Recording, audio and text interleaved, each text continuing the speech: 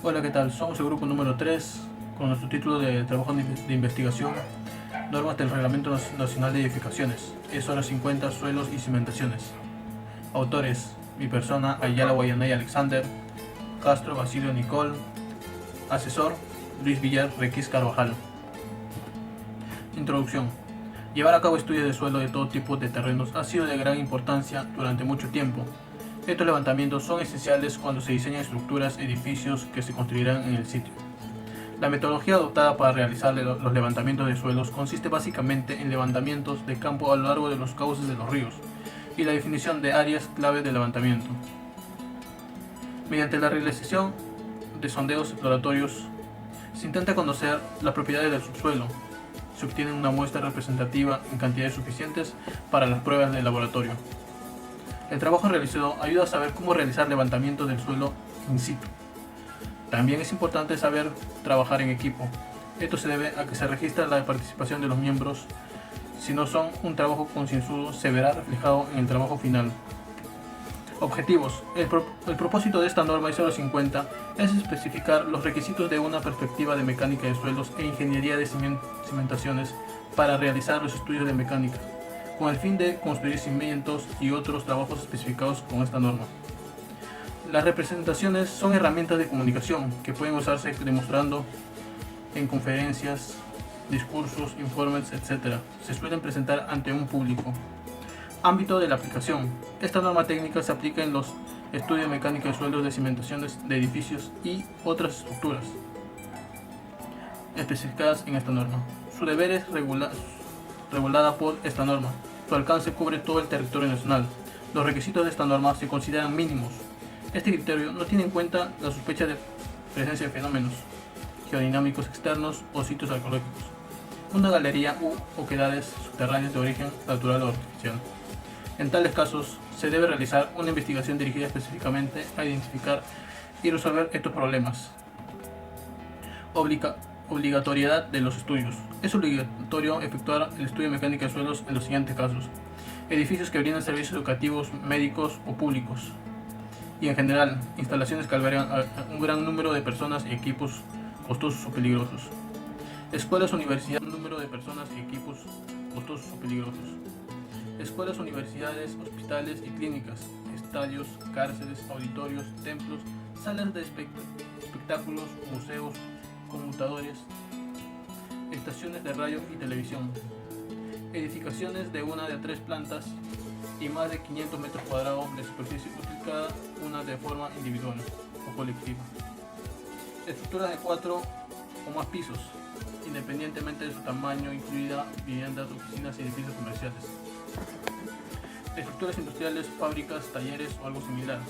Los reactores atómicos, los hornos de gran tamaño, los depósitos de materiales inflamables, corrosivos o combustibles y los grandes paneles publicitarios y otras estructuras de riesgo similar son ejemplos de edificaciones, estructuras de riesgo similar especializadas cuya falla presenta riesgos adicionales significativos además del colapso mismo. Cualquier estructura que necesite utilizar placas de cimentación, pilares o pilotes. De acuerdo a lo señalado con este apartado, cuando se requiera la realización de un estudio de mecánica de suelos, el profesional responsable deberá suscribir el correspondiente informe EMS. Los planos de cimentaciones, que deberán constar explícitamente en el EMS, deberán incluir una transcripción literal de resumen de condiciones de cimentación para las mismas situaciones a incluir en los planos de cimentación. Casos donde no existe obligatoriedad, la presión admisible, la profundidad de cimentaciones y cualquier otra consideración debe anotarse en un recuadro en el plano de cimentación con la firma del profesional responsable que realizó este presupuesto y quien responde por los datos proporcionados, incluso en situaciones en las que no será necesario llevar a cabo el estudio de mecánica de suelos en la forma descrita en esta norma. La estimación deberá estar respaldada por un mínimo de 2 sondeos hasta la profundidad mínima especificadas según la norma. Estudio de mecánica de suelos son aquellos que cumplen con la norma y que se basaron en el metrado de cargas estimado por la estructura. Alcances del EMS. Solo se aplicará en edificaciones y el terreno. La responsabilidad profesional. Todos del MS deberán ser afirmados por el profesional responsable. Por esto mismo, ellos asumirán la responsabilidad de las conclusiones del informe. También, de la misma manera, la responsabilidad por aplicación de la norma, esta entidad estará encargada de otorgar la ejecución de las normas de las obras y ellas son las responsables del cumplimiento de las normas. Por otro lado, también el análisis de las condiciones de cimentación. Las cargas a utilizar serán para el cálculo del factor de la seguridad de cimentaciones. Se utilizan como cargas aplicadas a la cimentación, las cargas de servicio que se utilizan para el diseño estructural de las columnas a nivel más bajo de edificación. También, por otro lado, para el cálculo del asentamiento, las cimentaciones apoyadas sobre los suelos granulares y cohesivos. Se considera la carga obtenida de acuerdo a las normas técnicas de edificaciones E020 de cargas.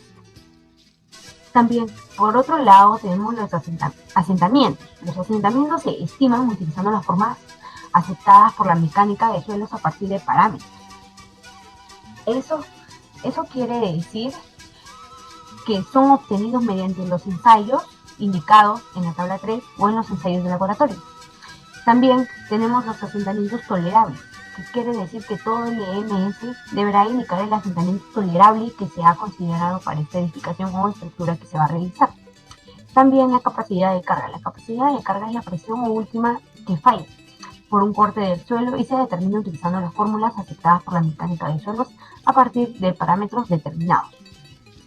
También tenemos las cimentaciones superficiales, suelos no permitidos para apoyar cimentaciones.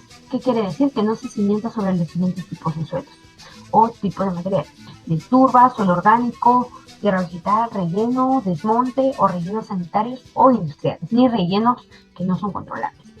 También los rellenos por su origen pueden ser naturales si son formados por la naturaleza, y por otro lado si son artificiales si son por las acciones del hombre. Tenemos el material seleccionado, material no seleccionado, rellenos controlados o de ingeniería y rellenos no controlados. También tenemos la profundidad de cimentación. La profundidad de cimentación de zapatas y cimientos recorridos es la distancia desde el nivel de la superficie del terreno a la base de cimentación, excepto en el caso de edificaciones con un sótano. También tenemos la precisión admisible, que se determina según lo indicado en el capítulo 3. Las cargas excéntricas es el centro de gravedad del área efectiva, que coincide con la posición de la carga excéntrica. ¿Qué quiere decir? Que sigue con el contorno más próximo de la base a la mayor precisión posible que se pueda dar. También las cargas inclinadas son las que modifican la configuración de la superficie que falla por la ecuación de capacidad de la carga, que es calculada tomando en cuenta su efecto, ¿no?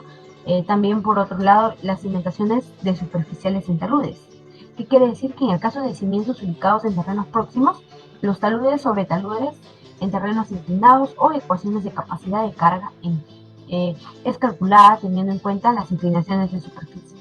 Adicionalmente, a esto también se le debe analizar la estabilidad global de un talud, considerando las cargas que genera la presencia de esta estructura. Tenemos las cimentaciones profundas. ¿Qué quiere decir? Las cimentaciones por pilote. Los pilotes son elementos estructurales, como podemos ver acá en la imagen, con diámetros menores o iguales a 90 centímetros, hechos de concreto, acero o madera, que son usados para poder construir los cimientos, en los casos ya que sea necesario apoyar, ¿no?, los cimientos en estratos ubicados en una mayor profundidad, el cual es usual para cimentaciones superficiales. Los pilotes deben diseñarse para absorber los esfuerzos que generan las cargas por gravedad, ya sean sísmicas, vientos, entre otras. Entre ellos también tenemos los programas de exploración para pilotes, la estimación de longitud y la capacidad de una carga del pilote, los procedimientos teóricos para el análisis del pilote. También tenemos las cimentaciones por pilares. ¿Qué nos quiere decir? Los pilares son elementos estructurales de un concreto, vaciados in situ con diámetro mayor a 0.90 m, con o sin refuerzo de acero. También en ellos tenemos la capacidad de carga, el factor de seguridad, acompañamiento en la base pilar, aflojamiento del suelo, circundante y asentamientos. También los cajones de cimentación. Aquí, como podemos ver en la imagen, tenemos un ejemplo. Los cajones de cimentación son elementos estructurales de concreto armado que se construyen sobre el terreno y luego son introducidos en el mismo por su propio peso al excavarse, ¿no?, al suelo en el interior. Para ello también existen la capacidad de carga, el factor de seguridad y los asentamientos. Por último, hoy les voy a dejar una frase. La frase es que la ciencia puede divertirnos y fascinarnos, pero la ingeniería es la que cambia el mundo. Gracias.